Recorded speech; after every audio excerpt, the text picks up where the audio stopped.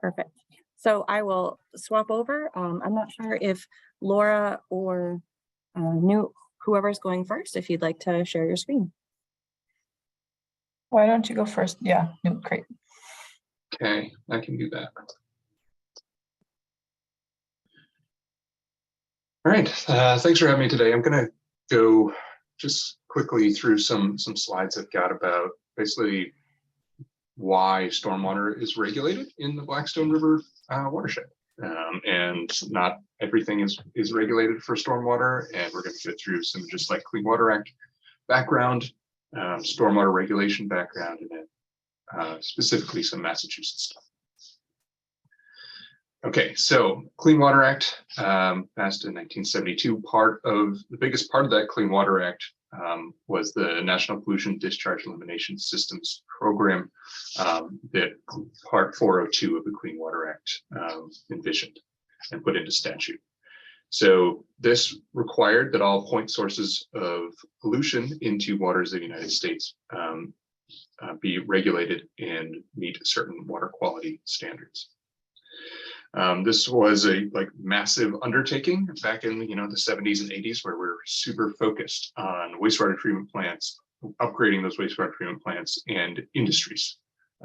Those traditional point sources we think of, end of pipe spewing pollution out into waterways, and this was the main program set forth to clean that up. Stormwater was sort of left out of the program in the beginning. The thought was that if we just cleaned up those end of pipes, we would hit water quality standards. But some studies throughout the 80s sort of made that clear that that wasn't going to happen. So there was an amendment in 1987 to bring in stormwater into the NPDES program under the Clean Water Act. The first regulations were passed in 1990.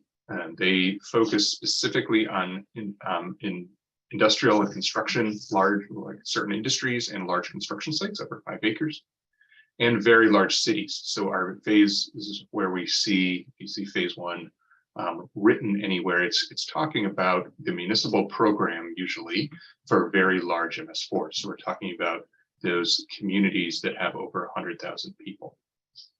In New England, we only have 3 of them. We have the city of Worcester, we have Boston, and there's, what do we have in Stamford, Connecticut. So there's only 3 phase 1 communities that got brought in. The universe of phase 1 regulated communities kind of stopped at the 1990 census. So the regulations say at 1990, if you have 100,000 people or more in your municipality, you need stormwater permit coverage. That program went on for 10 years. And during that time, there was even more study and focus on what other types of stormwater discharges may need regulation so we can meet water quality standards. And in 1999, the phase 2 regulations were passed. What that did is really broaden the regulation of stormwater throughout the country. So now we're doing smaller construction sites, more industrial SIC codes or industrial categories, and smaller municipalities. The smaller municipalities were brought in based on the census definition of urbanized area at the time, which is really focused on identifying those areas that are experiencing urban sprawl. So the regulations were linked to that census definition, trying to focus on urban sprawl. And right now, only about 4% of the total land area in the country is covered under our municipal stormwater permits. What does that look like? So urbanized area in Massachusetts and Rhode Island, you can see on this map, is this sort of, puke looking thing. Let's just look at this. It's kind of random and looks weird. There's donut holes. It's just kind of splattered onto the screen. But what it's doing is looking at those urban centers like Worcester and Boston and sort of fingering and spreading out from there based on population density and impervious cover. And so you see sort of fingers coming out from our largest urban centers. And these are the regulated areas for Massachusetts and Rhode Island. What that means is you need all stormwater that's discharged from these areas shown on this map need NPDES permit coverage under EPA's regulations or an MS4 permit. The latest Massachusetts general permit became effective in 2018. So we're implementing the stormwater regulations under phase 2, and we're regulating those areas that are designated as urbanized by the US Census. All MS4 permits need to contain certain things under the regulations, namely the 6 minimum control measures. So we've got a public education program, public involvement program, an illicit discharge detection program, program to control construction site runoff, a program to make sure that post-construction stormwater is managed properly, and then our good housekeeping and pollution prevention. And that's really our system maintenance, operation and maintenance plans, making sure that everything is, that our stormwater systems are acting the way they were designed.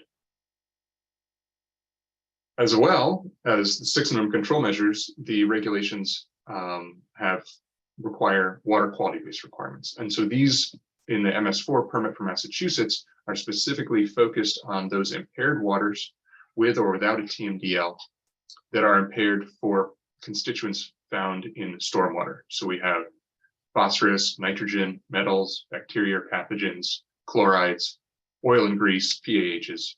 Those type of pollutants are found ubiquitously in stormwater. So when there's an impaired water designated under the 303D list by Mass DEP, we have additional controls under the MS4 permit to try to reduce those constituents in stormwater before they're discharged. And so you have slightly elevated requirements beyond the MEP measures when you're discharging to an impaired water body or you're discharging to a water body with a TMDL. Of the 6 minimum control measures, I'm going to go over a couple here. And these are probably the biggest ticket items for most communities and the biggest things we're doing for really reducing pollution going into our waterways.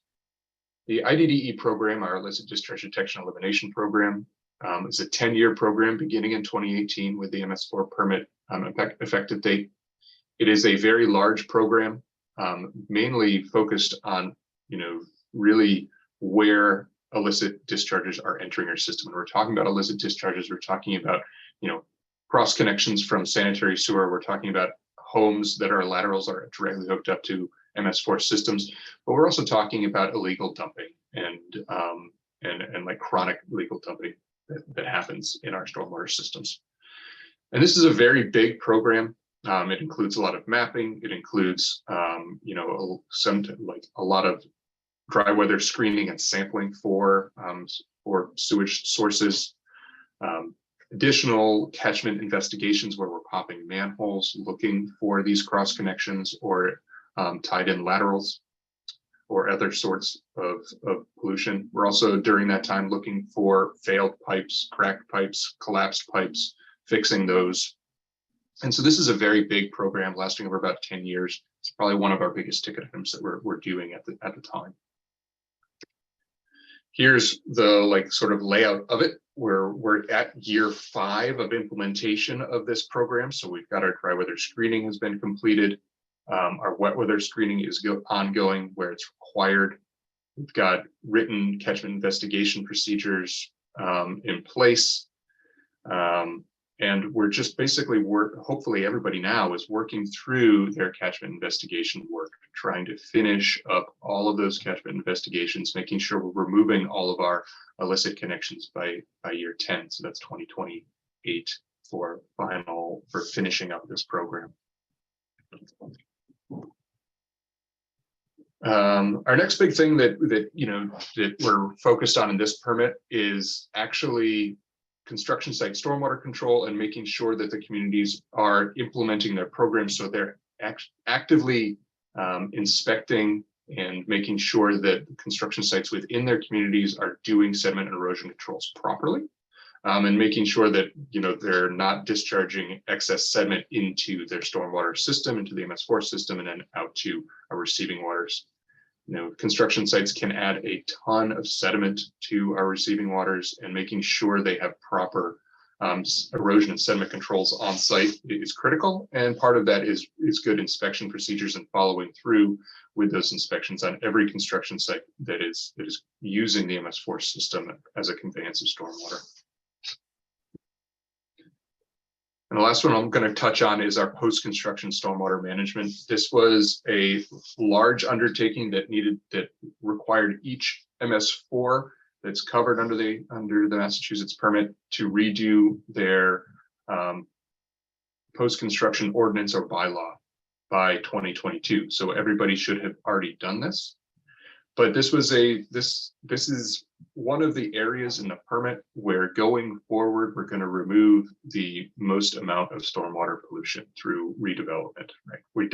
We know every time we do new development, we are adding some level of pollution to our stormwater systems. And in order to offset that, we need strong redevelopment standards. So we need standards that are written into each community's bylaws or regulations that require removal of we're focused here on phosphorus and TSS. These are really used as surrogates for pretty much every stormwater pollutant that I went over before. But we are really, this is a critical piece to proper stormwater management going forward. We are not only looking at making sure that new construction is designed in a way that it's having the least amount of impact, and using LID to the maximum extent they can on those sites, but also having really strong redevelopment standards is important. This will be a pretty big piece for us this year for our review of all of our covered MS4s. So in our enforcement office, this will be a very big focus this year on who has this actually completed. And what we say by completed is the ordinance, bylaws, and regulations in every community have those pollution reduction requirements written into their ordinances and bylaws. Overall, this is my last slide. So just overall, where are we headed? Basically, the stormwater program that we're trying to implement across Massachusetts is taking a different approach to stormwater management going forward. We have our traditional systems, the way they're built currently. We're really like thinking of stormwater as just this nuisance that we have to move away from our site as quickly as possible. So big pipes, catch basins, get it out. But where we want to go is a modern stormwater system that's more resilient in the face of climate change. And we are in a place in Massachusetts where almost all of our infrastructure is in need of beginning to be in need of replacement, or has been needed to be replaced for a while. And as we're replacing that stormwater infrastructure, we want to see stormwater as more of a resource. Slow it down, infiltrate it, try to mimic natural hydrology, and make a more resilient stormwater system for each community. And that's going to have really big impacts on water quality going forward. And if you take the MS4 permit from like that 30,000 foot view, this is really what it's doing. We're really trying to take a modern stormwater approach in every facet of our requirements. It's in there in each piece of the permit. That's all I've got, and I can turn it over to Laura. Thanks so much. I have a couple slides that I just put together, so I'm happy to share my screen. Mine are not as fancy as Newt's, so I'm just gonna. And while you're doing that, I'm just going to say, if folks have questions, feel free to start putting them in the chat, but we will have a few minutes for Q&A afterwards, after Laura's done. Thanks.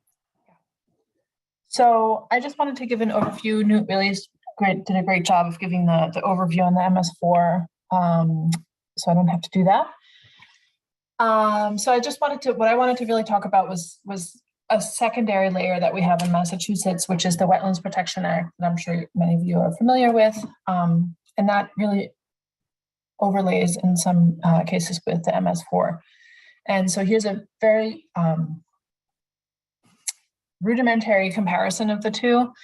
And on the left-hand side, you see the Wetlands Protection Act, which basically applies in all of the 351 cities and towns across the state, and applies to all state agencies. And in comparison, you have the MS4 permit, the small MS4 permit specifically, that covers about 260 municipalities and 31 non-traditional permittees that include some state and federal agencies. And the Stormwater Handbook that goes along with the Wetlands Protection Act, which is basically the guiding principles for implementation of the Wetlands Protection Act, hasn't been updated since 2008, and neither has the WPA. And we've seen significant increases in precipitation and urbanization since. So, as you're probably aware, Mass DP has undergone an update of this. And we were hoping to be able to go out to public comment before the change in administration, but that did not end up happening. But as part of this update, I'll go over that in a minute, but we did make some changes to accommodate some of the observed changes in precipitation and urbanization that we've seen. As you've seen here in this slide, also the update of the Wetlands Protection Act, again, hasn't taken place since 2008. That's different from the way the NIPD's permit works. That's implemented on a 5-year permit term, and has some references to the local Wetlands Protection Act regulations as well. And Newt just mentioned some of that as well. So just as a visual representation of how I interpret some of the two regulatory requirements to interact, so to speak, the wetlands regulation really applies in the buffer zone of a wetland, whereas the MS4 has a much broader application that applies to upland areas and in some cases entire municipalities. So there is a little bit of a different application in the regulation and the implementation, but it's up to the municipality and how they want to do that. So in some cases, you might see a broader implementation even of the wetland standards. So I've picked out the different standards that are in the stormwater standards of the Wetlands Protection Act that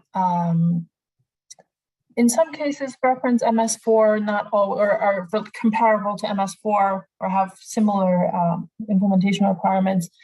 But I also picked them for another reason, is because these are the standards that we've taken the initiative to update. So the first two are related to peak rate attenuation and recharge, neither of which are really directly referred to in the MS4, really more indirectly through reference. And then standard 4 requires the reduction of total suspended solids by 80% from a new construction site, and the MS4 requirement requires 90% reduction of total suspended solids and 60% of reduction of total phosphorus on new construction sites. There's a difference in implementation and when that triggers, so there's some variation there too. And then standard 7 is similar to standard 4, but it only applies to redevelopment sites. And the Wetlands Protection Act applies to the maximum extent practicable, whereas the MS4 has specific pollutant reduction goals included. Here are the proposed changes that we've developed as part of our Stormwater Handbook updates that you may have heard of. So we've added the recharge requirement to be 1 inch instead of being variable across soil types. For standard 4, we've added total phosphorus as our reduction requirement and increased the amount of reduction for total suspended solids to match what's required in the MS4. And then for redevelopment scenarios, we've also matched the pollutant reduction requirements that are outlined in the MS4. And in this case, applicants have to meet that pollutant reduction requirement to the T, whereas other standards can still be met to the maximum extent practical under the redevelopment conditions. So that's a little bit of the variation that we have in terms of stormwater regulations in the state compared to what's at the federal level. But what I also wanted to give you an overview of was, and before I go there, is I did, once the handbook comes out, I do hope that everybody takes the opportunity to review it and comment on that. And when that does happen, you'll definitely be getting an email from me to make you aware of that.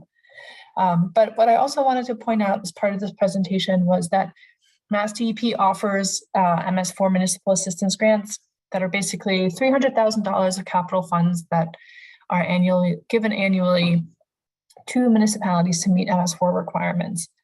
And the bulleted list below has a couple different projects that we've funded in the past. So the whole Think Blue campaign basically has been funded by Mass DEP. Training on IDDE work. We've funded stormwater pollution prevention plans, model bylaw and ordinance development, as well as specific language for bylaw review. And we've funded equipment for IDDE work and capital improvements or capital other equipment for sampling, and then tools like geospatial tools that help identify the identification of stormwater control measures. And so this program is released annually, and the RFR is usually released in August, September, and the deadline to submit applications is usually October, November. And this is a one-year program, so you have to complete your work by the end of the fiscal year, which is June 30th. Projects usually range in cost from $30,000 to $100,000, with an average of $50,000. And you might think that's not really a lot, but there is a lot of work that can be done. And the promise of the grants is really that this doesn't go to an individual municipality, but a group of municipalities. So something like the Blackstone Collaborative could be an eligible entity for this. And so if that's something that you're interested in applying, I'm happy to touch base with you, Stephanie, if you have any questions. There's more detail on the whole grant program at the link that I have there. You could also just Google MS4 municipal assistance grants and it'll bring you to that same link.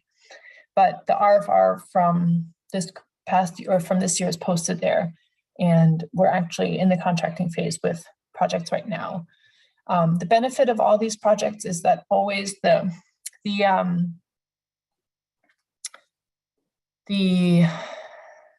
shareable or the deliverables are shareable resources. So if another municipality wants to implement something, they can always end up receiving those deliverables and implement. So it's meant to be a sort of cost sharing program. And I just wanted to highlight the Statewide Stormwater Coalition. I know Carrie is on the call, who was the head for a long time for this group. There's an email listserv that's really helpful for folks.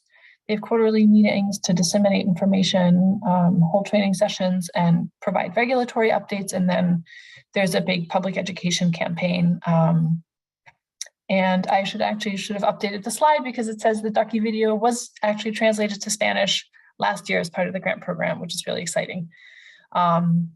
So that's all I have. Thank you. Thanks so much, Laura and Newt both.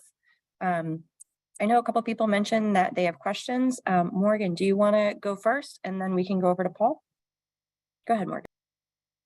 Yeah, sure. I just was wondering if to assess the impact of construction site, if anyone in Massachusetts have been using the information from the hydrodynamic separators. This is something I'm thinking about looking at, and I got the data for Worcester City, but I'm just wondering, I don't want to, if someone else in I know it's not done in Worcester, but I wonder if someone else has looked at that in the in Massachusetts, and if that's of interest to you. Basically, and do you want me to specify what I mean by hydrodynamic separator, or you see what I mean? No, I see what you mean. I don't really have a good answer for you, I don't think, but basically, so, hydrodynamic separators are now really, their best use is for pre-treatment before you go into a BMP. So really, they shouldn't be used as a primary treatment device. Basically, because history has shown they just don't work very well. So they are used, DOT actually uses them for predominantly and only for pre-treatment at this point. They are good at that, at removing like the really gross large solids, but other than that, they don't actually fulfill their initial promise that they had, based on all scientific research coming out of universities, etc. But they are very good for pre-treatment before you go into any sort of green infrastructure practice. That's where they are being used the most at this point, as far as I know. And Just, I'm not sure I was not wondering about treatment, but just in terms of comparing what is just increase of stormwater erosion power versus just a source of sediment that will be from the construction site that you're trying to assess if they're doing a good job or not. It's more like wondering about an assessment of the situation in terms of available sediment in the system. Anyway, I don't want to, if we can talk a little bit. I might be able to jump in there too. And I think so, Morgan was looking at a couple of hydrodynamic separators in Worcester, because I think what happened was there was a construction site that had a violation, and Worcester noticed that, hey, this hydrodynamic separator that I normally only clean out, twice a year, I just cleaned it a couple months ago and I have to clean it again because it's so full of sediment because of this violation. And so that might be an opportunity to look at how fast they're filling up. But the problem is that we don't necessarily know if it's from, if there's an issue like that where it's very clear, like we just cleaned it, there's a ton of sediment here, this isn't usual, then we can maybe pinpoint it of, we actually made that developer, the city of Worcester made the developer clean out the Coltech system. But typically, it's not just coming from construction sites, it's also coming from your typical runoff from any of our city streets. And Worcester in particular has a lot of private streets that are unpaved, which provide a lot of sediment transport. So that's a whole other issue. So you have to look at where it's coming from. But I'm happy to follow up with you too, Morgan, or I don't know if Carrie has that's more or less exactly what I was thinking about, except I think that if you do look at not just a couple, but all of them, you should be able to pick up signal, and particularly as you have longer time scale recorded. I just wonder, again, if it's just something that we could start now, but I wonder if someone else has looked at that in the city of Boston, for example, just measuring this rate of filling. So not for hydrodynamic separators, but in the MS4 permit itself, it makes you look at catch basins. So catch basins can do the same thing, right? So if deep sump catch basins are beginning to fill up faster than they have before, there's likely an additional source of sediment that's entering the system that wasn't there previously. And part of the requirements during this permit term is to really get a handle on inspecting your catch basins to see how fast they're filling up, and then to be able to identify those ones that maybe are anomalies and see where the stuff is coming from. That should be an ongoing process by every community, but I don't really have any more specifics than that for you now. Thanks, Newt. Let's go over to Paul. Well, Stephanie, first of all, I want to thank you. You have got all the players in the room for this call that are responsible and capable of taking action to make things better for the Blackstone. And so I'm interested to know if we could get an update from the Worcester DPW and Parks about their plans for separation of the storm sewer combined system, the remaining piece that exists in Worcester, And I acknowledge DPW for sending out notifications when there's an overflow into Quincy, because that's the only way I would know about this. But the point is that there's been, 15 or 20 of these in the past year. And so it's critical to the health of the river. And I would like to know from the state DEP, what kind of enforcement they are bringing against the city of Worcester, if any, for these violations. Thank you. You guys gonna put me on the spot? I can't answer all of those questions. I can say that the city prepared an integrated plan, which is a new option that the EPA has been offering for permitting across the board. So it was talking specifically about MS4. And as you know, we have a combined system. We have drinking water. We have all these different permits that we're following that come out of the same regulatory bodies. And we said, can we look at it all together? Because now you're making us compete against ourselves for funding and initiatives and priorities. So the EPA came up with that integrated plan. We prepared an integrated plan. It hasn't officially been approved, but the city continues to work with it. Yeah, there you go. So that's what we're in the process of now, implementing this plan. It was just prepared, I think, like 3 years ago. So we're in like year 2 or 3. So we continue to do it. The most challenging part of the plan is that everything costs a ton of money. So we continue to advocate for the budget. So we have a couple of projects that we're working on right now, like evaluations of the Conseguimon pump station. There's a couple of other projects like Hillary's on here from MVP. So we got some MVP program, MVP grant funding to work on drainage master plan. We're also looking at a combined sewer overflow long-term control plan, which is regulatory required. So we've got all these things going on at the same time. So we're trying to implement the integrated plan. And at the same time, just yesterday, there was the finishing of the public notice period for the Clean Water State Revolving Fund. So a few of our projects have gotten on that. So I said funding is a challenge. State saying we can give you a loan.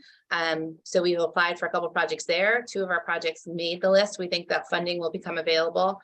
And 2 are pretty close. So we're trying different means. It's just a really long process, but we're plugging away.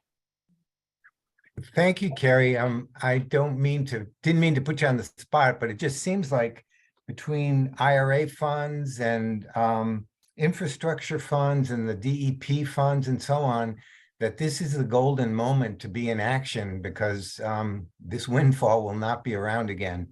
So thank you. Yeah, I think we're taking advantage of it as much as we can, but people like to say it took us this long to create this project, these problems. It's going to take us a little while to fix them too. So Thanks, Carrie. And then Frank. Okay. Did you say Deb? Hello, that's me. Sorry I was late. Hi, everybody. I had a question. During Laura's presentation, there were a couple of slides that had very specific measurements and some new specific measurements of 80% of this, 90% of that. Then there was a phrase that we used in a couple of slides that indicated to the maximum extent practical, or something very close to that. In that type of situation, if you have a hard measurement that needs to be below 80% of whatever factor you're trying to measure, I can see how that's easily enforceable. What do you do in a situation where it's to the maximum extent possible? How do you determine that? And is there any recourse if somebody, it's determined they didn't do it to the maximum extent possible? So it's really up to, so first of all, it's the municipality that implements the Wetlands Protection Act. And so if somebody goes and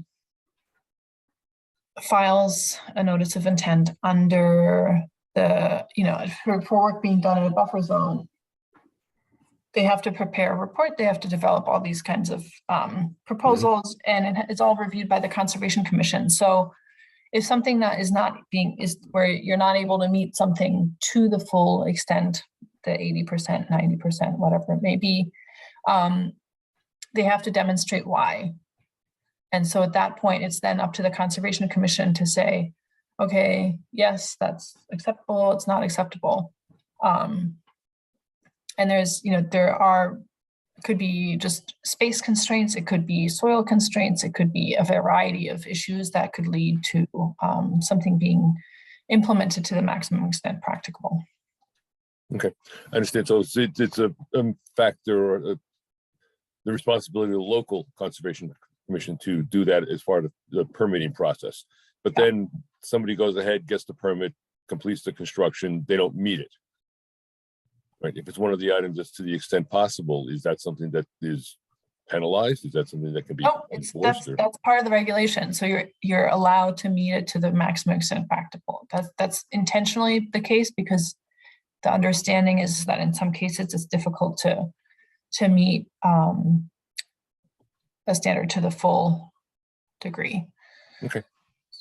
And maybe to Thank you. follow up on that for 1 second, it's also, right, it's the responsibility of the municipalities, but often these are volunteers. So as on my side, I can say, I'm just a nonprofit. I'd love to help municipalities if folks are interested in like how to talk to some challenging developers and how to really push back and say, you didn't offer LID, why not? Because they often don't, but I think our conservation commissions often, I know I've often felt like, oh, here's an engineer. I'm not an engineer. They're telling me it's okay, but we can still ask that question. What did you consider? Why didn't you do it? What did you look at? And what was the decision-making process for you to choose something else? It's always okay to ask that question. We always should be asking that question. So just putting that out there. Yeah, and that's important to keep in mind. I think that people are often volunteering their time. They're not necessarily stormwater experts or, consultants that have a good understanding of this. So I think training on that would be great. Yeah, thank you. Thank you. Yep. Oh, I took my hand down because this is such a complicated issue, the operation of the CSO plant in Worcester and the discharges that have to be reported every month when they happen, but it doesn't mean it's a horrible sewage spill, but it's still not what we want. So I will follow up with Carrie because I keep thinking we have to think out of the box about what to do with the CSO plant and the fact that it can't handle all that it has, but if we're making progress reducing stormwater, and maybe we have a big giant wetland that takes the CSO flow before it gets back into the river. I just think we've got to figure out something to do because we're not going to dig up all of downtown Worcester and replace all the pipes. It's just, there's so many other things to be done. And finally, Carrie, I was just going to say, when you know what grant applications you're applying for, let the collaboration know so that we can be advocates for Worcester getting every possible dime it can. Thanks. Well said.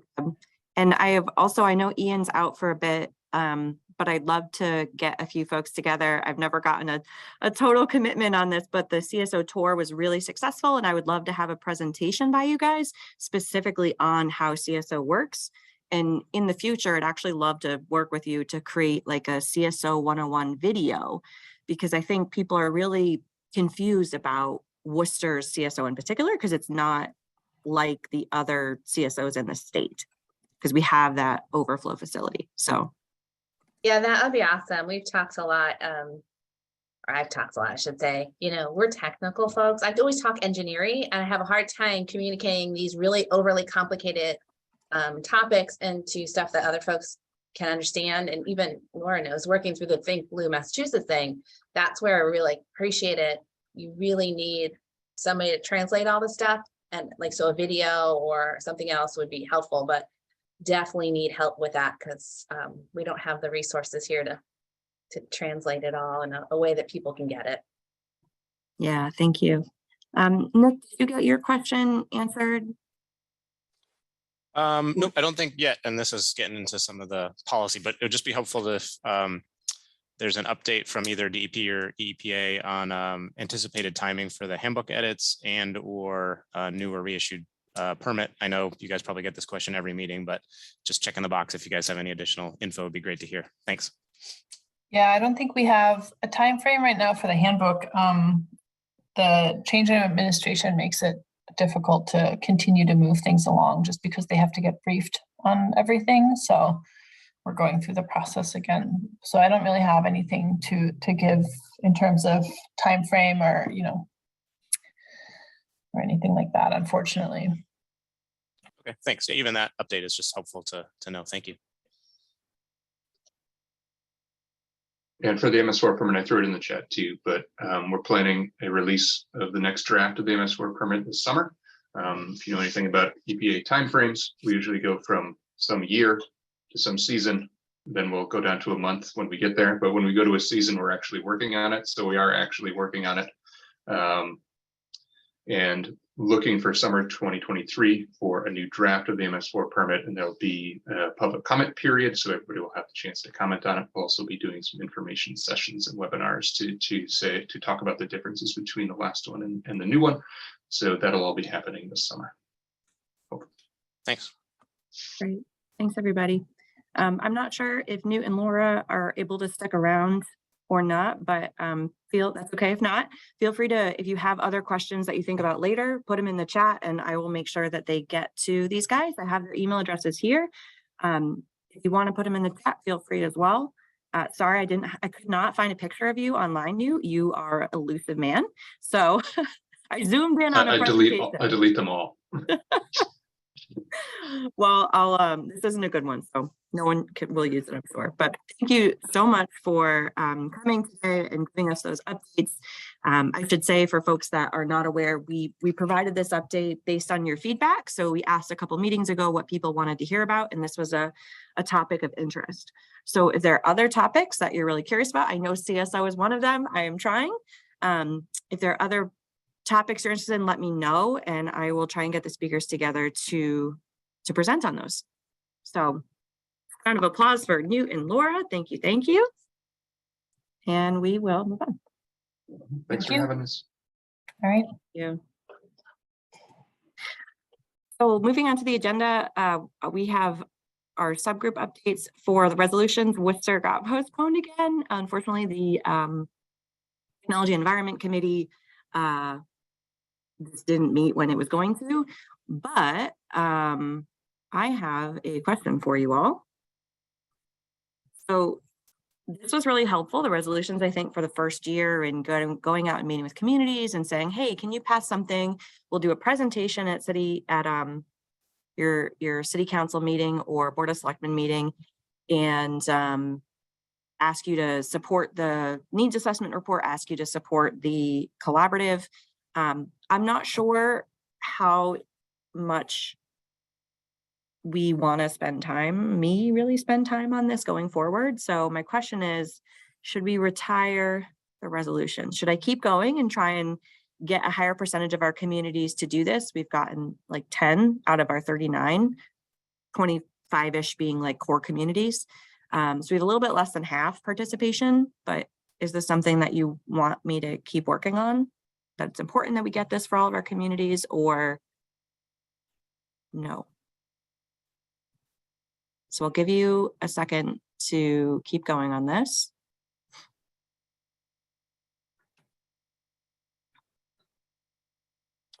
Stephanie? Yep. Can you speak for just a minute on, the success? You said 10 out of 30 something. Is it that people are refusing to see you, or is it that they are not responding, or is that it's hard to say whether we should continue or not without understanding a little bit more about what's going on. Yeah, that's a good question. Some of it is that I've reached out a couple times and I never heard back, and I just haven't spent the resources to be like, no, I really need to meet with you. Some of it is that communities aren't really interested. I haven't spent a lot of time reaching out to communities on our fringes. So there are, like I said, like 25 more core communities. Part of it is probably just me not finding the right person to reach out to. So we seems like we've paused here at half and half. I don't know if you guys can you see the active poll or no? I can see 0 of 1 answered. I'm gonna end it and I- then you can see that we have half and half, so Yeah. It's up in the air. And, okay. you know, I think at least in my mind, the question is, if you're the one involved, do you believe it's bearing fruit and should continue, or do you believe that it's hit a dead end and there's no sense putting more resource into it? My guess would be several of the people on the call do not have insight into that piece of it, you know, and I'd say it's your call. If it's, you know, if you think it's worthwhile to continue, sure. But if you think you've hit a dead end and you're just wasting time, no. Okay. Yeah, I appreciate that. I think I've definitely stopped trying quite as hard as I was in the beginning when we started this. But I think it's probably still worthwhile to get some of our more core communities involved with the resolution. I think that's what it sort of sounds like here. So I appreciate your input. For our, are there any questions about that? Other questions? Okay. Well, it's Deb here. I was just going to comment. I just think it's not something you have to feel you have to go everywhere, but it's just a great umbrella under which to reach out and talk to a community that you want to, maybe because there is some specific project. So I would just keep it as a ongoing activity. Yeah, thanks, Deb. Hey, who's that handsome guy in the front? Yeah, I use these pictures a lot. It's Frank up there. So for Bikeway Greenway update, I can't get to my notes while I'm screen sharing, but there was an update there that we are starting the Golden Spike, hopefully, between Massachusetts and Rhode Island. That last little part there is underway and will take a few years to complete. Does anyone want to add anything to that? Stephanie, this is Patty. I recently attended a meeting with the city of Pawtucket. It was a video release of, you know, what's happening in Pawtucket kind of video. And I know they did bring up the bikeway, in particular the section behind Slater Mill. I don't know if Kevin knows any more, Kevin Rice, but there is, not sure. I'm going to share the link to the map on the Pawtucket planning page on the bikeway project with everyone. But it seems like that section is going to be moving along soon, from what I heard. But I said it was just a brief part of a bunch of other things they're talking about. So, but I will share the link to the map in Pawtucket. And also, going back to the, if you're still looking for a contact or getting a resolution for Pawtucket, I posted person's name. They have a new staff person in the mayor's office, whom I think would be very helpful to reach out to if you're still looking for a resolution from the city of Pawtucket. And I can get you her contact information. Thank you. I did present to the Pawtucket Waterfront Commission, but I haven't worked with their, not Board of Selectmen, Town Council. Yeah, there's a new deputy director in the mayor's office. Her name is Tracy Jerome. She worked for Jorge in Providence, and she also worked in Central Falls. And she's much more in tune with a lot of these things. So she might be a good person to reach out to, but I will email you her contact information. Thanks, Patty. And I can make a personal introduction. We got along very well when she worked at City of Central Falls. So that would be great. And if anyone else in your community wants to make another personal introduction and push them along, I would happily accept. Okay. All right. Any I'm other getting ready. Any other Greenway updates?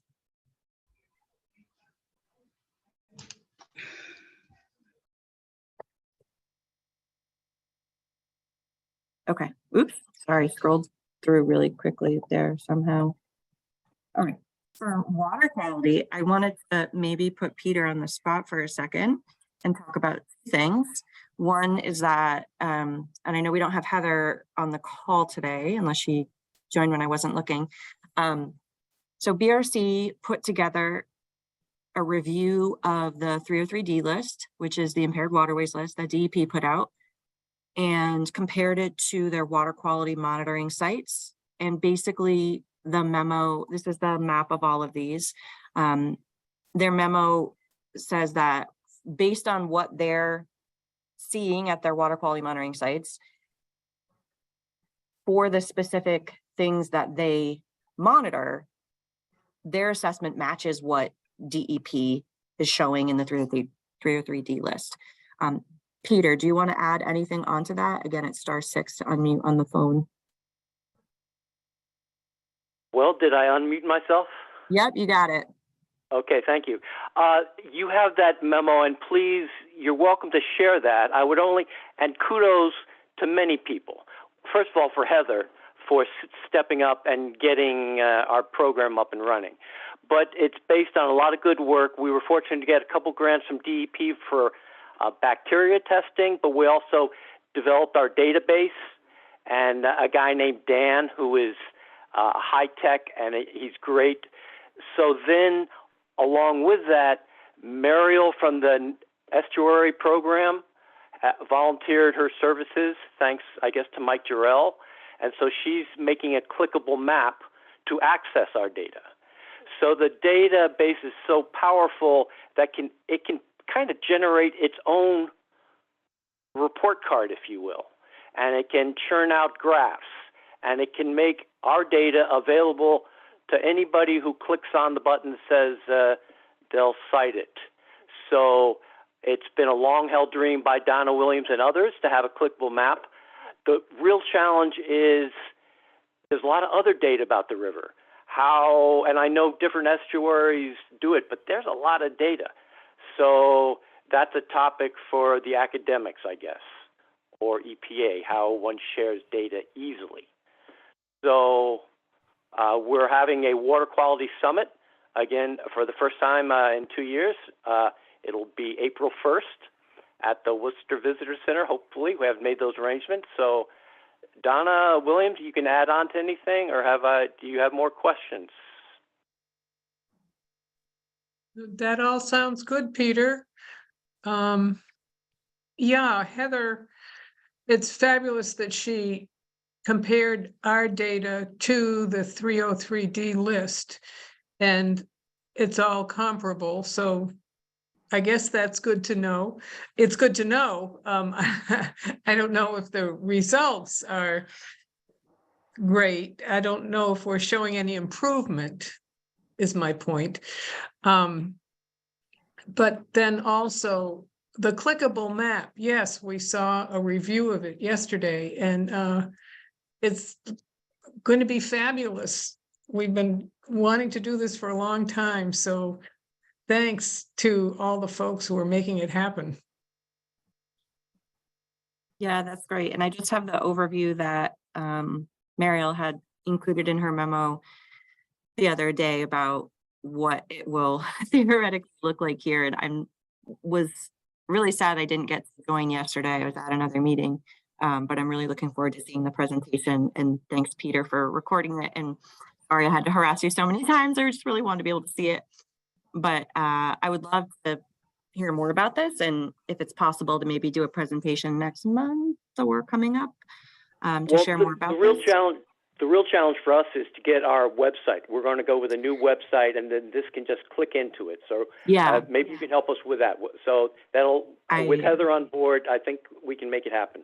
So yes, WPI is working on that. They've reached out to a few different computer science students. I don't know if anyone has agreed to it yet. I've offered to pay them, so I'm hoping that that entices them to jump on. But I will follow up with them. Oop. Okay. Anything else on water quality? Okay. For university work, I'm going to give a couple of updates here. One is that I'm working with WPI on projects. One is an interactive qualifying project in IQP with Paul Matheson, working on looking at culverts in the region and prioritization and doing some assessments. We are still working on identifying locations for that. But if anyone is around the Worcester area, if you're interested in being a community host, they just need some space to work between March and May, a couple of days a week. I'm happy to have them at Clark, but if anyone like the city of Worcester or the visitor center, anyone else has some space, like a conference room, where you'd be happy to host 4 students, maybe once a week or once a month or just once, I think that'd be interesting for them to be able to see different sites and work locations. So let me know if that is an opportunity. The second is I'm working with them on identifying a computer science student that can create that new website for the BRC. I will push them along. I've gotten over the past 6 months, probably so many people be like, yeah, we'll do it. We'll do it. We'll do it. And I haven't got anybody to do it yet. So working on that. I'm also working with Holy Cross on a community-based learning project. So his students are also going to be doing culvert assessments.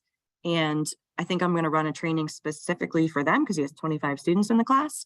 And they're also going to be helping us plan the Fish Passage Parade in May, which we'll talk about in a few minutes. And I'm also here at Ecotarium today because I'm working with Holy Cross on their sustainability program called WISER, which I'm not going to probably remember the acronym, what it stands for, but doing a project with them on just general Worcester sustainability and learning about what's going on and how to interact with the community and also how to interact with other universities. So I'm hoping to make some more of these ties. And then lastly, with Clark, the HERO program with John Rogan and also the geography department and Yelena Ogneva Himmelberger. So there's a lot of mapping going on with students. And I think the best way to do it is just to create a new page on the website about maps, and then I can share them all with you. And then if people are interested in the data behind it, I can set you up with the folks who have that data.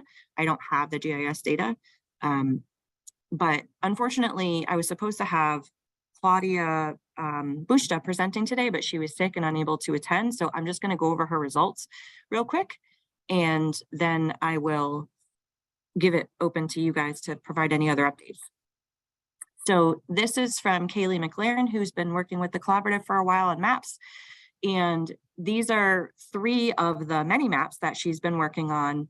One is just sort of our basic watershed. This is like the map I want to share all the time.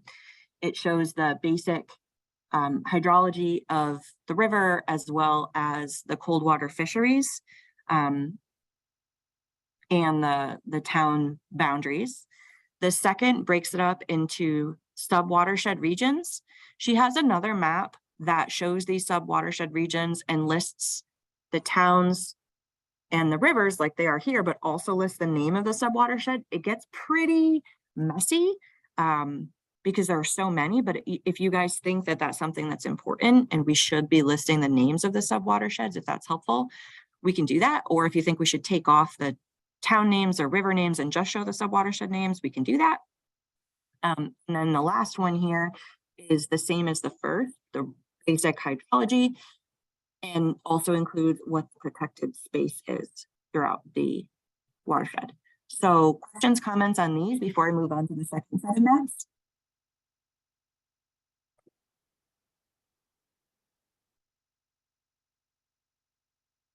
Any thoughts on that sub-watershed map of whether we should show the sub-watershed names? Is that important or not important? Donna? I'm not seeing a way to raise my hand. Go ahead, Donna. I think it is important to name the sub-watersheds, particularly for the general public to understand that, you know, the storm drain at the end of their driveway empties into whatever brook. They need to understand their watershed address. And I think by naming them on the map, that will help. Okay. I think that let me pull up quickly here the other map that shows everything and tell me if it's either too messy and we need to take something else off or if it works. Give me 1 second.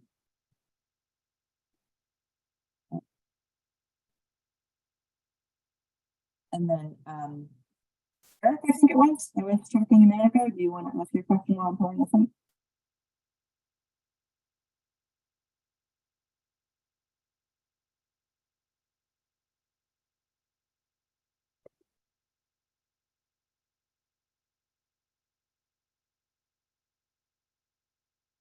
This is that. So does that feel too messy or does that feel okay?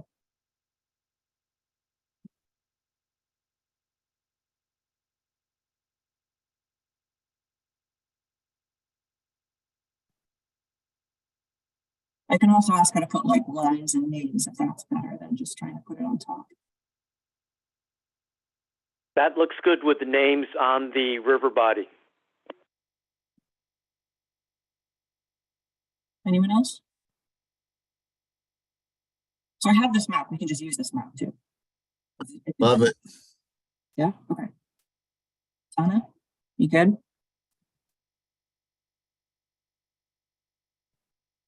I like it. I can see my river, clear river, now that I'm in Burrowville. All right. Yeah, let's no, take I this think, again. I agree with Donna. I think it's good to have those names. I like that's a good map. Cool. All right. Oh, I didn't even see the chat. Everyone's putting in the chat. This is good. Thank you. Okay, great. Eric, did you have a question? And then David? No, I was just going to say pretty much exactly what Donna said. I think it's very important getting people dialed down into their own neighborhoods. And you can always have the layers that allow them to peel back and not get so much information. But if you present the most amount of information up front, I think it's extremely helpful. Gets people thinking more comprehensively, as well as, in my backyard instead of not in my backyard. So Great. thanks. Yeah, you're welcome. And I asked her about the first order stream and she said that she couldn't find the layers that specifically identified like first, second, third order for some reason, but when she added on the cold water fisheries, it did expand a bit. So hopefully we feel that this is suitable to be sharing. But let me know if you have questions. Good, go ahead.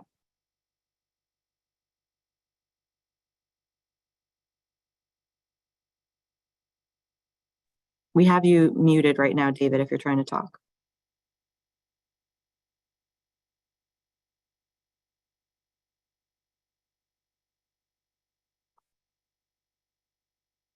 Okay, I'm gonna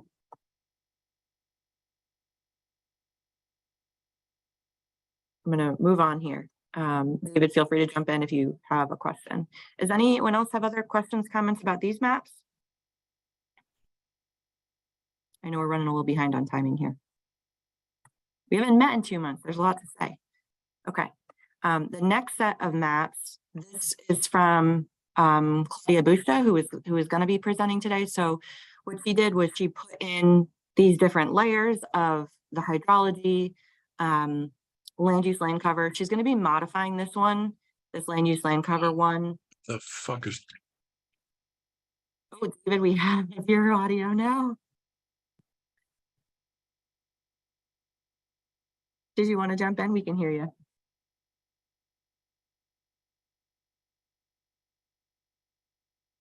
Okay, jump in when you're ready. So you can see there's a big difference of how we report this land use land cover between Massachusetts and Rhode Island. There's a very stark border there. So I think she's trying to update this one and produce a slightly different map, but put in that, the 303D list, see climate resiliency layer, looking at priority habitats and climate resilient landscapes, habitat of critical environmental concern, and then the location of the dams and culverts within the watershed. And she made a couple of maps out of all of these. One is just individual dams and culverts with prioritization of high to low based on, are they near resilient areas, looking at habitat and being able to maybe enhance that habitat, as well as are they near developed areas, which seems counterintuitive, but is looking at, are we going to be impacting our communities through these dams and culverts? So obviously this doesn't tell us the condition of these dams and culverts. It just tells us what might be important to look at.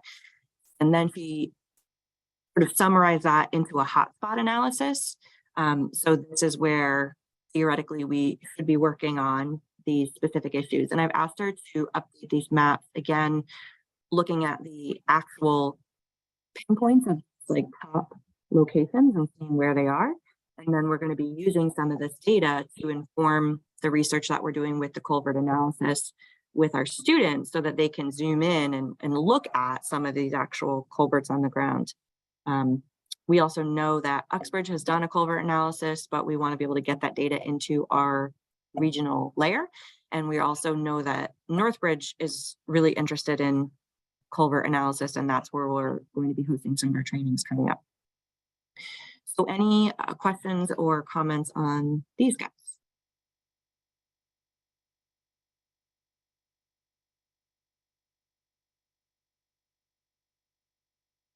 Okay, feel free to put them in the chat if you have thoughts, and I will give you updates when I have them.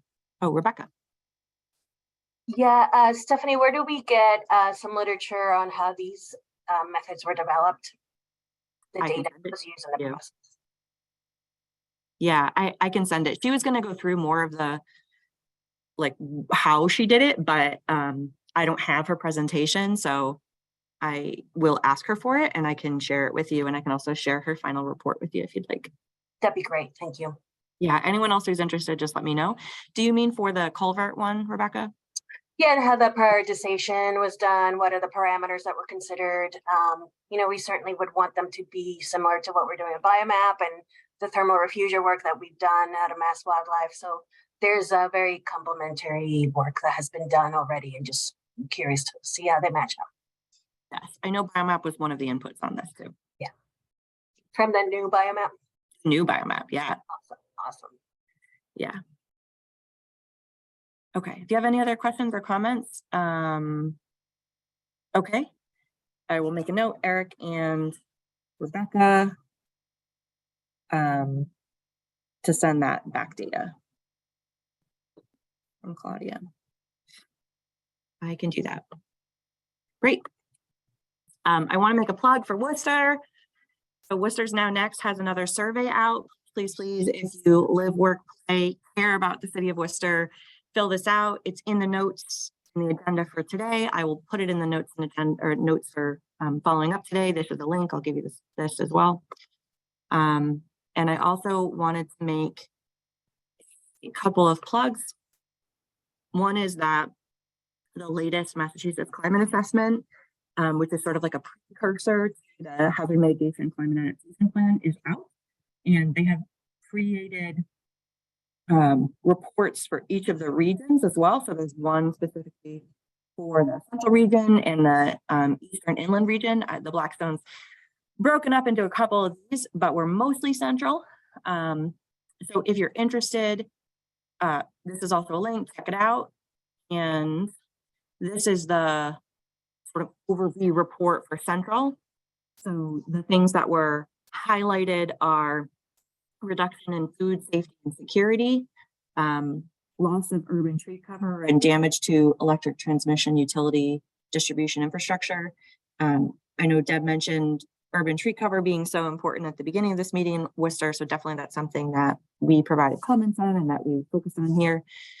For the natural environment, we're seeing freshwater ecosystems being degraded, whether that is from stormwater, which is the #1 source of impairment in water quality in Massachusetts, and also warmer waters, droughts, etc., from climate change. And forest health is being degraded. There are a lot of really great resources on forest health. If you're interested, let me know. In terms of governance, we are spending a lot of money responding to climate migration and also mitigation and adaptation. But our populations are shifting, and there's a lot of demand on municipal and state services, of course. In terms of the economy, I'm no expert in this report, by the way, and feel free, anyone else who works in the state that worked on this, if you'd like to jump in, but I just want to give the kind of this overview highlight. Some folks have a reduced ability to work on these extreme heat days. Commutes are being impacted by damaged infrastructure, etc.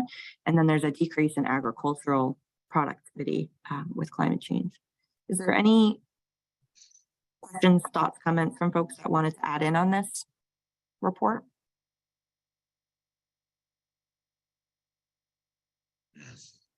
Okay, I encourage you to check it out. I have a question, Stephanie. Yeah, Eric. Sorry, I'm not finding the hand up thing That's here, okay. but this is great for the information in terms of, what and why, but what, how is all this being responded to? This report's going to all these various people. Is there some sort of collaborative way of responding? Because as we just learned, the culverts and the watersheds and everything is interrelated. So if you're doing something or not doing something and your neighbor is or isn't, there's a huge issue. Yeah, Rebecca, do you want to respond to that? I can. So this climate assessment was really the precursor to the state hazard mitigation and climate adaptation plan. So at this point, we were only considering what the hazards are, what's the information that's available. Really, the what to do about it and who's doing what will come in the next iteration of the hazard mitigation and climate adaptation plan. And I encourage you to look out for those public involvements. Certainly the municipalities will be heavily involved. The agencies like us are actually very involved right now, looking at and providing information on, a multitude of hazards from droughts to wildfire, anything that has to do with the natural world. There, the other agencies are dealing with the economy and governance and the other sectors. But that's really the place where mitigations will be identified. And then even one more step further will be the specific priority projects that will be flagged and will be kind of defined, and that kind of raises them to the level where capital funding can be given to those. So if you are working in kind of the town level governance, I encourage you to stay really active, because that's really where the actions will be defined. Thank you, will do. Rebecca. Any other questions, comments here?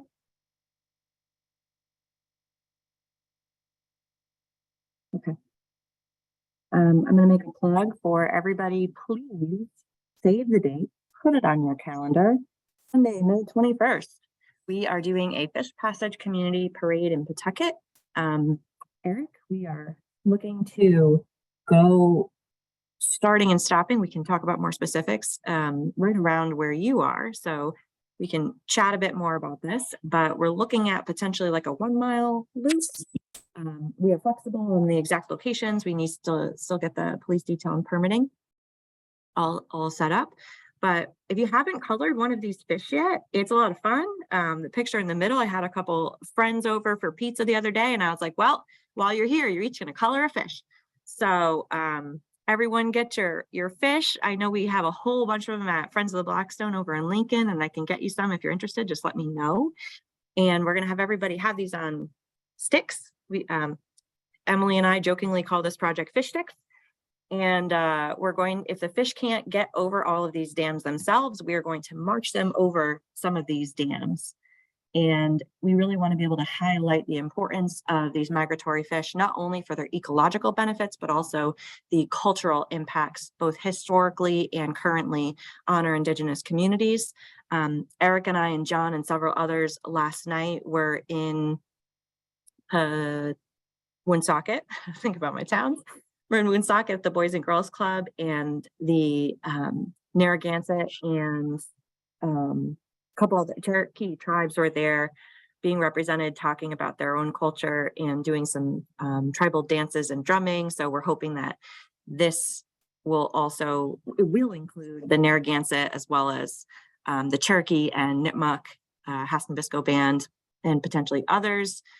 So they'll be doing their drumming. They're going to be leading this. We really want to just provide a stage for our Indigenous communities.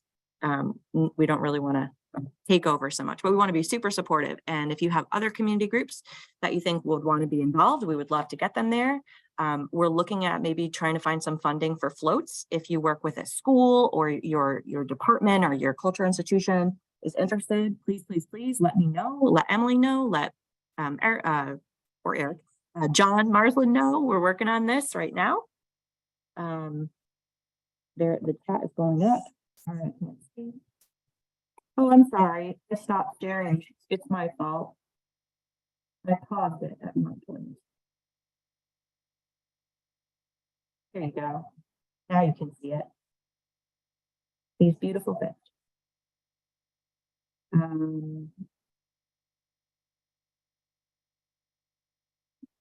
Okay. The date is May 21st.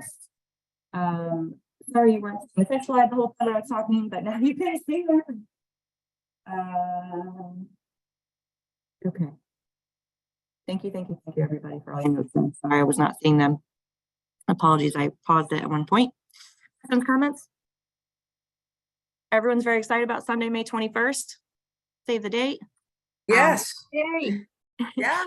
One more save the date for you. I'm almost done, and then I'll hand it over to you guys. May 3rd, if you want to save the date, we are hosting the Mass ECAN conference this year. So we used to have one every year, then it became more of site visits. So we're doing an in-person conference again this year, and the focus is going to be on watershed scale climate collaboration. Gee, glad the collaborative is here to host. So we're hosting it at Clark University. We will get you all the details, but it's going to be a full day event. We're thinking something like 9 to 2:30 or 3, maybe 9 to 3, I think. So save that. We'll get you details soon. We are working on it. And let's see. We are working on culvert assessment. I mentioned this. I'm hosting some trainings. I know I've been promising this for a long time, but working with the town of Northbridge right now to set up some dates. And I think, I know it's late, but I think that the best timing for us is going to be in June with the community. So it'll probably be in Northbridge. If folks are interested, if anyone from a municipality is interested in hosting a training in your community, please let me know. I'm happy to set up a time. And I'm also going to have a smaller one in April for students, but if there are folks that want to join in, maybe a couple, and let me know. Where is that culvert in that photo? This is in Sturbridge.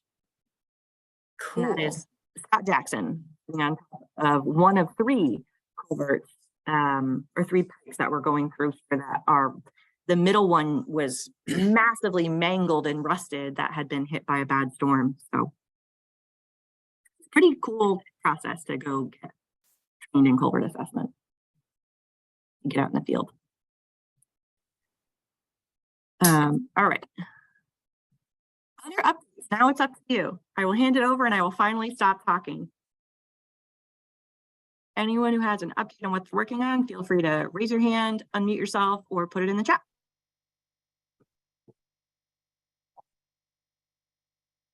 Hi, Stephanie, it's Patty. Just a couple of things from Blackstone Valley. I know John isn't here, but I just wanted to share something I learned from talking with Mayor Mutter in Cumberland. He is now a Blue Mind advocate in Cumberland, and he was telling me about plans for utilizing the Valley Falls Park, as they've been working on that with the Watershed Council as a spot that could be a Blue Mind, where someone can get their Blue Mind on, in addition to it being an educational resource for some of the programs we do at the Tourism Council, being that it's right across from the landing.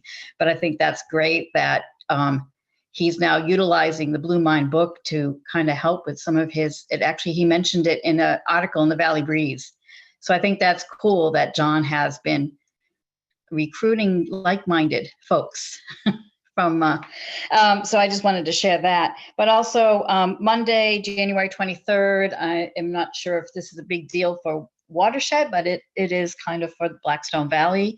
There will be a ribbon cutting at the new train station in Central Falls and Pawtucket.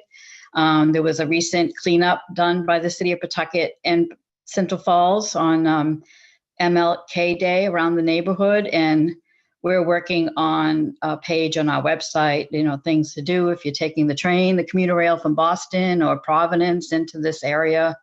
But that's kind of exciting news. Hopefully we'll bring more people into the Blackstone Valley to explore the many resources, including the watershed. So that's just one thing. And as I mentioned, I did share the bikeway map from the city of Pawtucket in the chat. And as far as, and I'm excited about the May Fish Passage. I've been talking with Sam about incorporating that into our education programs. You know, maybe if with younger kids to do a fish, to color a fish, and I'll have to go visit John and get some so that we have some to hand out. So thanks for bringing that up, because I just realized I only have the one that I colored. I don't have any more. So, and we're hoping to get going with some after-school programs in our wonderful new classroom. Sam has been putting together curriculum, but classroom space is also available for any in-person meetings you might want to have on the Rhode Island end or anything. So I just wanted to share that. And that's it.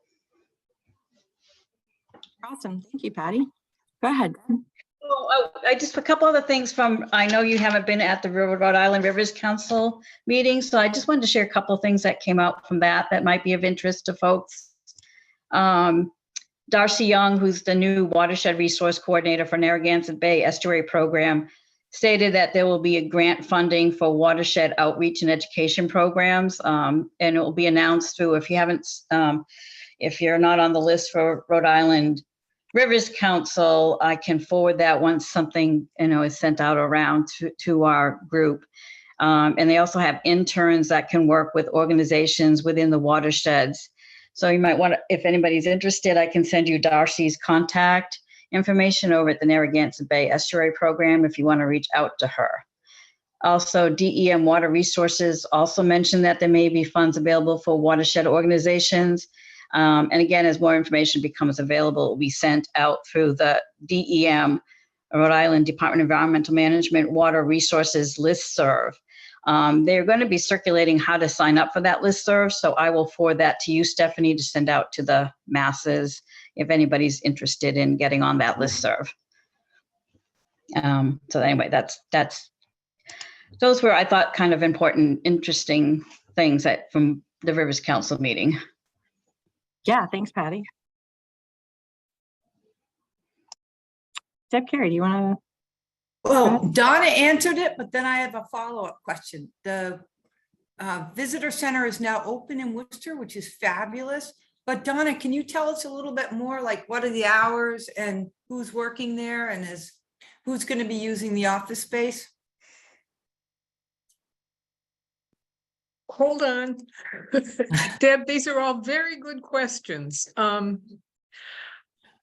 do know that I don't know if many of you met a man named Austin when the visitor center was open. He was from Clark University, and he was fabulous.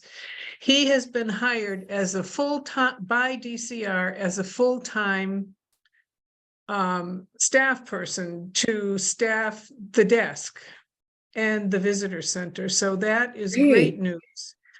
I don't have the hours yet. I think this is, just a very new news. Yeah, so great. I'll be in touch with people there and get the details, and then I can share the details. Terrific. Great news. And a lot of this is thanks to Harry Whiten on the Heritage Corridor Board. He's worked so hard for this. So thanks, Harry.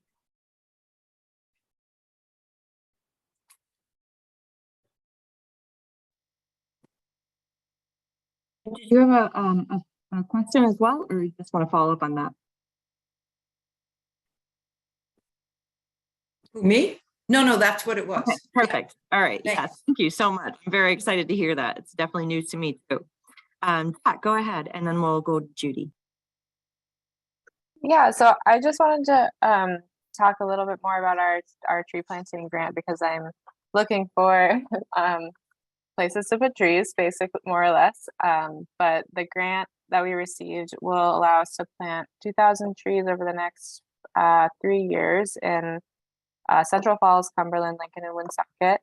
And so our organization has worked in Pawtucket and Central Falls a fair amount, but Cumberland, Lincoln, and Woonsocket are pretty new to us. So I would love any support and ideas from this group that you have about good opportune places to plant trees.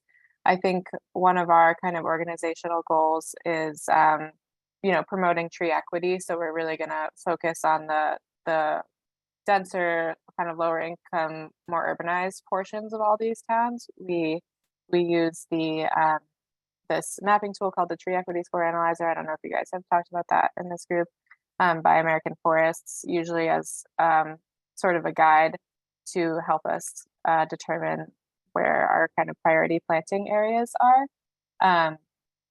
But yeah, if anyone, I can put my email in the chat if anyone has any particular ideas about places to plant. We'll be starting, we'll do some this spring, and then we'll really be ramping up in the fall and next spring as well. Thanks. And to clarify, is that on public and private property? Yes, so you can, I could actually also send the flyers out. Individual homeowners can apply. We won't give trees to people who live like deep in the woods and don't really need them as much. But yeah, we can do like a lot of what we do is actually just single trees on people's properties and things like that. Though we're also trying to push for some bigger, like to work with schools and to do some more street trees in Central Falls and things like that. Great. We should definitely talk some more. Okay, and great. I'll try and set up some municipal meetings maybe. Oh, awesome. We can chat. Yeah, thank you. That'd be great. Yeah, if you want to put your email in the chat, I will put it in our notes as well and have folks reach out to you. Judy, go ahead.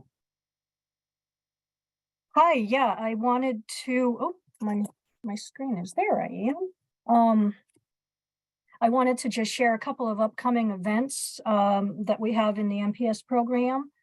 So we're looking at releasing the request for responses for our 319 competitive grant program around the end of February, maybe early March. So this grant program, if you're not familiar with it, is for funds to conduct implementation projects that would address impairments of waters that are on the 303D list. And if you have any projects in mind, until the RFR is released, you can contact Malcolm Harper, who is our 319 program coordinator, to discuss your project. And then the second event is we're anticipating that we'll be holding our annual non-point source forum towards the end of March this year. And the forum provides an overview of our programs, so our 2 grant programs, what eligibility is, who are eligibility applicants, things like that. And then we have one of our grant recipients will provide a presentation on a grant project that they conducted. So you can get an idea of the types of grant programs or grant projects that we fund. And then we'll wrap up with an overview of some tools that are available for MPS management. So, as we finalize these dates, I'll let Stephanie know and she can share that with everyone. But I just wanted to let you know that these are a couple of things that are coming up in the near future for us. Fantastic. Thank you. Oh, it's so much funding coming up. It's very exciting, a little overwhelming. And just to cover some stuff that's been in the chat here, CMRPC, kudos, has a grant to do a comprehensive bylaw review in Sutton. Please let me know if you need any help with that. I actually live in Sutton now, so I'm definitely invested there. And I should also mention that I got a grant from the SNEP network that I'm doing bylaw review in Shrewsbury as well. So this is expanding for sure. And with Shrewsbury one, I might be modifying some of those boxes of where things go. So CMRPC, I will let you know about that. I'm just trying to make it as user friendly as I can. It's a complicated tool. Also, Hillary, thank you for sharing. I have that in the notes, but a really good reminder that the MVP Winter Webinar Series is coming up and that folks can share their expression of interest which is not required, but really encouraged if you want to get feedback from EEA until February 3rd. And then let's see. Good. You want to go ahead and you can talk about what you put in the chat there too?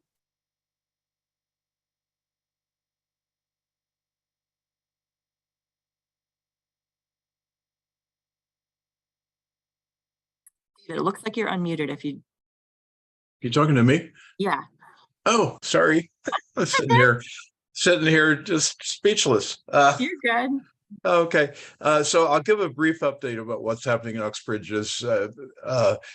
We're looking at a dam removal along Mumford River, which is a major tributary to the Blackstone. And it's getting really interesting and dicey.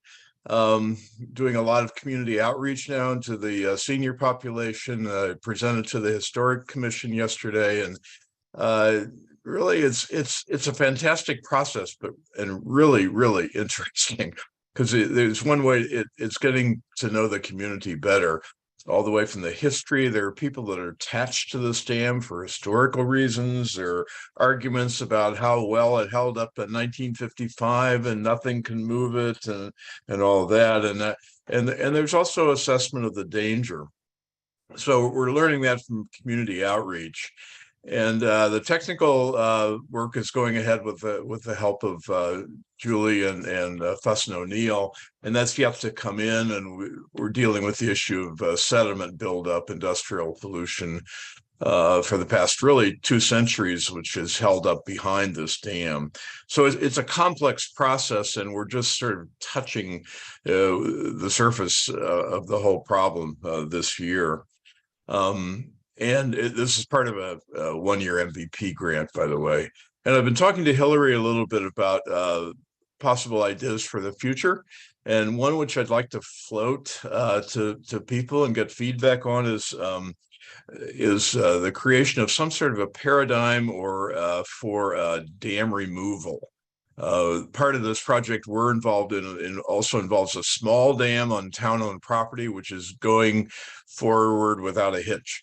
And so I would like to know if of anybody that knows of whether EPA or state governments or whatever really has sort of a guideline to how you go about dam removal.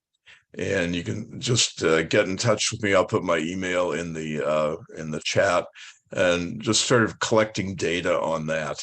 And the second thing is to, and I've been reaching out locally, would be to involve other towns in the whole Mumford River. I think it's called a subbasin. There are about 5 or 6 dams on the Mumford, all of which have outgrown their usefulness, but have created various ponds, and you get into all issues of property values and all that. And I'm interested in really talking to everybody, and this is a long range, multi-year kind of a project for really looking at possible restoration of the whole river. I mean, it's a poster child, I guess, is the expression for what's happened in New England with the Industrial Revolution and its demise. And it's just pretty amazing process. So anybody that's on this call from the Mumford Basin, also give me a buzz or email me. I'll put my email in the chat. But I'll have an update again in a couple of months about where we're at with this major dam removal study. It's pretty exciting, and yeah, I'll leave it at that. Thanks, David. And I'm happy to facilitate that if I can. It sounds maybe like we should have a more formal, we always have these subgroup updates, but it's not like we actually have a group meeting about that on any real basis. But getting like a Mumford group together and having meetings on a regular basis and seeing how we can work together would be really helpful. I know Hillary and I are kind of working behind the scenes on trying to get some resources together about dam removal. I know Massachusetts is fortunate that we have a Division of Ecological Restoration here in the state. So they have a lot of resources. It's just a question of needing to refine those and comb through them and see what needs to be updated and see what exists and see what information is missing, what's most useful, and hopefully trying to put that together into a more comprehensive package for communities to really learn more, because I think every community that comes into this has the same questions. So I would love to help put that together. Yeah. Before I hand it off to other questions, Hillary, do you want to say anything on that yet or not yet? Not quite yet. Okay, no problem. Next meeting.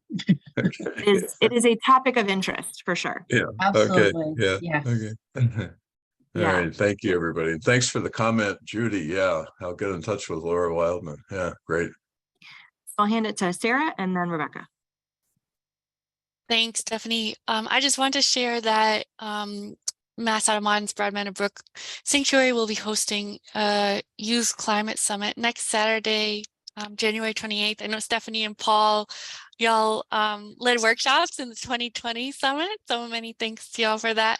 And we're relaunching this Youth Climate Leadership Program. So I'll put the link in the chat for youth to sign up if anyone's connected with an individual young person or a group of young person. We would welcome anybody. But I'll include the link to sign up in my email in the chat. Thank you. Perfect. Thank you. I'm glad to hear that that's continuing. That was a really great event. Rebecca. Yes, I just wanted to offer Mass Wildlife Services if there is a need for kind of conservation viewpoint for the restoring the Mumford and doing dam removal. We have done that in the past for various projects, and it seems to help out when there are concerns about the environment and impacts, both short and long-term impacts to the environment. So any way that we can help that, whether it's going to public meetings or providing information, just let me know, because I would be the one handling that. I will definitely let you know. I will follow up. I think we're just sort of trying to figure out what's going on here. Quabbin Land Trust, yeah, I think there are a lot of communities out there who have done this really successfully outside of our watershed. I don't know if there's been a lot within our region. And so, yeah, trying to just get those together. And I know I'm no expert in dam removal, so I would love to learn as well. So putting something together of a training program would be pretty cool, and getting these experts together. Okay. Any other updates that folks have that you want to share?